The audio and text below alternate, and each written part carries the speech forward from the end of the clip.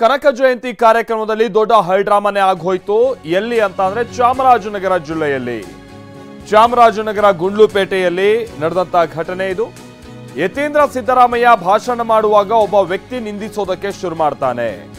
ಅವಾಚ್ಯ ಶಬ್ದಗಳಿಂದ ನಿಂದಿಸಿ ಯುವಕ ರಂಜಿತ್ ಅನ್ನೋನು ಪರಾರಿಯಾಗ್ತಾನೆ.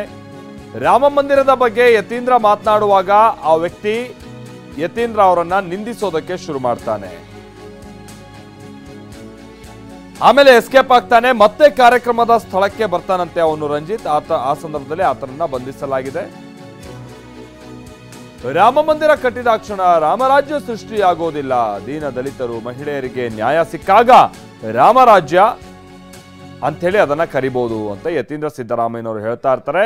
ಈ ಸಂದರ್ಭದಲ್ಲಿ ಹೈಡ್ರಾಮಾನೇ ಉಂಟಾಯ್ತು. ನೋಡಿ ಅಲ್ಲಿ ಏನೇನಾಯ್ತು ಅಂತ ಹೇಳಿ.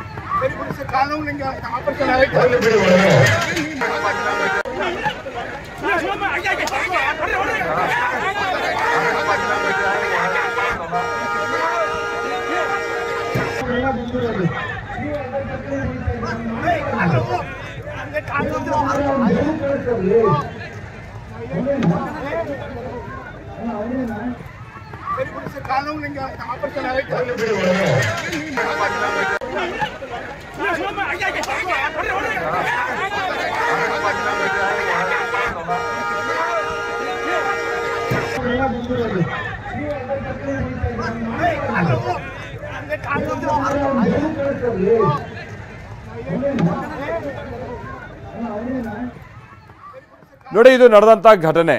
ನಿನ್ನೆನೂ ಕೂಡ ಹೀಗೇನೆ ಗಣರಾಜ್ಯೋತ್ಸವಕ್ಕೆ ಸಂಬಂಧಪಟ್ಟ ಹಾಗಿನ ಪರೇಡ್ ಎಲ್ಲ ನಡೀತಾ ಇದ್ದಂತ ಸಂದರ್ಭದಲ್ಲಿ ಮಾಣಿಕ್ ಶಾ ಪರೇಡ್ ಮೈದಾನದಲ್ಲೂ ಇಂಥದ್ದೇ ಒಂದು ಘಟನೆ ಆಯಿತು. ಮುಖ್ಯಮಂತ್ರಿಗಳ ವಿಚಾರಕ್ಕೆ ಸಂಬಂಧಪಟ್ಟ ಹಾಗೆ ಒಬ್ಬ ನಿರುದ್ಯೋಗಿ 1994ರಿಂದ ಅವರೇನೋ ಕೆಲಸಕ್ಕಾಗಿ ಪರದಾಡ್ತಾ ಇದ್ದಾರಂತೆ ಆ ವ್ಯಕ್ತಿ. ಇವತ್ತು ಅದೇ ರೀತಿಯಾದಂಥ ಮತ್ತೊಂದು ಘಟನೆ ಪುತ್ರನ ವಿಚಾರವಾಗಾಯಿತು ಅಂತಂದ್ರೆ ಯತೀಂದ್ರ ಸಿದ್ದರಾಮಯ್ಯನವರ ಭಾಷಣದ ಸಂದರ್ಭದಲ್ಲಿ ಯುವಕನೋರ್ವ ಇದ್ದಕ್ಕಿದ್ದಂತೆ ನಿಂದಿಸೋದಕ್ಕೆ ಶುರು ಮಾಡ್ದ. ಬಟ್ ಇವತ್ತಿನ ವಿಚಾರ ಏನು ಅಂತ ಅಂದ್ರೆ ರಾಮ ಮಂದಿರದ ವಿಚಾರಕ್ಕೆ ಸಂಬಂಧಪಟ್ಟ ಹಾಗೆ ಯತೀಂದ್ರ ಅವರು ಮಾತನಾಡ್ತಾ ಇದ್ದಂಥ ಸಂದರ್ಭದಲ್ಲಿ ಒಬ್ಬ ವ್ಯಕ್ತಿ ನಿಂತು ಯತೀಂದ್ರ ಅವರಿಗೆ ಹಿಗ್ಗಾಮುಗ್ಗ ನಿಂದಿಸೋದಕ್ಕೆ ಶುರು ಮಾಡ್ತಾನೆ. ಯತೀಂದ್ರ ಅವರು ನಾನು ಮೊದಲೇ ಹೇಳಿದಾಗೆ ರಾಮರಾಜ್ಯದ ವಿಚಾರಕ್ಕೆ ಸಂಬಂಧಪಟ್ಟ ಹಾಗೇನೋ ಮಾತನಾಡ್ತಾ ಇದ್ರು. ಆ ಟೈಮ್ನಲ್ಲಿ ಈ ಘಟನೆ ನಡೀತು. ಆ ವ್ಯಕ್ತಿ ರಂಜಿತ್ ಅಷ್ಟೆಲ್ಲ ನಿನ್ಸಿ ಹೋದಂತವನು ಮತ್ತೆ ವಾಪಸ್ ಬಂದಿದ್ದಾನಂತೆ ಕಾರ್ಯಕ್ರಮ ನಡೀತಾ ಇದ್ದಂತ ಸ್ಥಳಕ್ಕೆ. ಆಗ ಪೊಲೀಸರು ಕಾಯ್ತಾ ಇರ್ತಾರೆ. ಸಹಜವಾಗಿ ಆತನನ್ನ ಹಿಡಿದುಕೊಂಡಿದ್ದಾರೆ. ಈಗ ಆತನನ್ನ ವಶಕ್ಕೆ ಪಡೆಯುವಂತ ಕಾರ್ಯ ಆಗಿದೆ. ಇದು ಸಹಜವಾಗಿ ಆ ಕಾರ್ಯಕ್ರಮದಲ್ಲಿ ದೊಡ್ಡ ಹೈಡ್ರಾಮಕ್ಕೂ ಕೂಡ ಕಾರಣ ಆಯಿತು. ಗದ್ದಲ ಹಾಗೆ ಗೊಂದಲದ ಸನ್ನಿವೇಶ ಸೃಷ್ಟಿಯಾಗೋದಕ್ಕೂ ಕೂಡ ಕಾರಣ ಆಯಿತು.